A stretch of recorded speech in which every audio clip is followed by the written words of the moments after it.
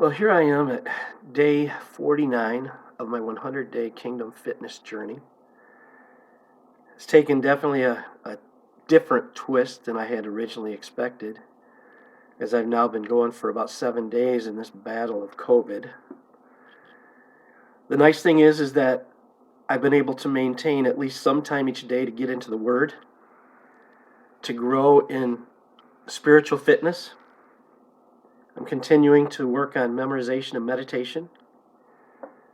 I haven't done anything on the physical side other than just try to wake up from time to time and see if I can last a little longer each day until I'm back into the health that my Lord and Savior desires for me to be in.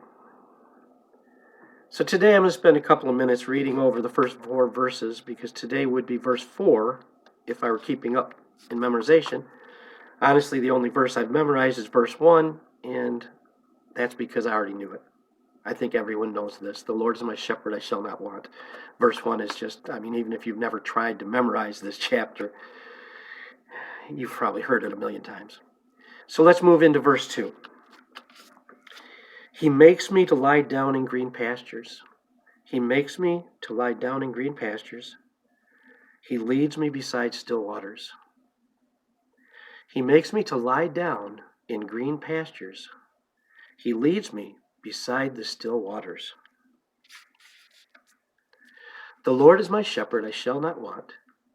He makes me to lie down in green pastures. He leads me beside the still waters. He restores my soul. He leads me in the paths of righteousness for his name's sake. He restores my soul. He leads me in the path of righteousness for his name's sake. He restores my soul. He leads me in the paths of righteousness for his name's sake. The Lord is my shepherd, I shall not want. He makes me to lie down in green pastures. He leads me beside the still waters. He restores my soul. He leads me in the paths of righteousness for his name's sake.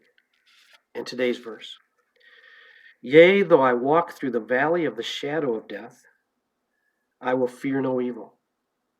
For you are with me. Your rod and your staff, they comfort me. So these are familiar verses, but I never have taken the time to actually memorize them. So I don't want to be sloppy about this and just assume that I know them when I possibly don't. So I'll continue working. Let's do verse 4 again. Yea, though I walk through the valley of the shadow of death, I will fear no evil.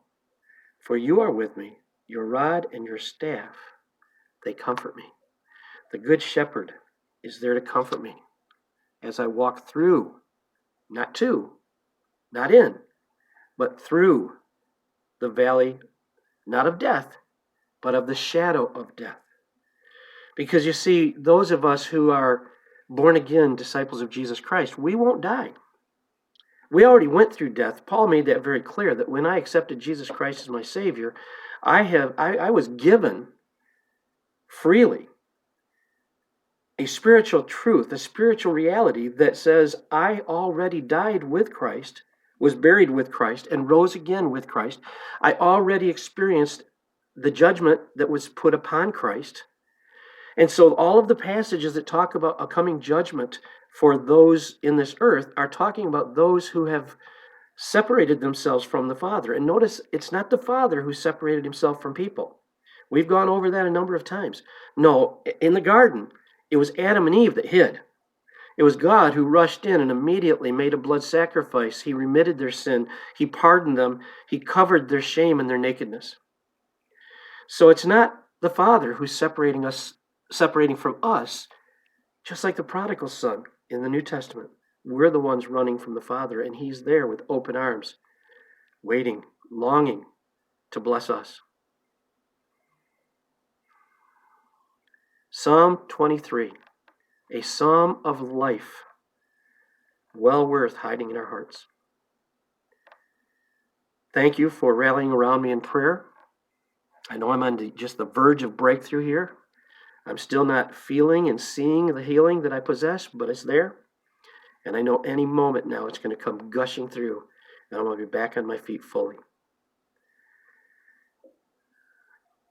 You make sure that you be blessed today. And make doubly sure that you pass that blessing along, become a blessing to those around you. The Father loves you. He's not separating from you, so don't separate from Him. Even when you're in the midst of your worst struggles, in the midst of your worst mistakes, even when you're in the midst of known sin, run to the Father, not from the Father. He longs to bless you. Have a great night.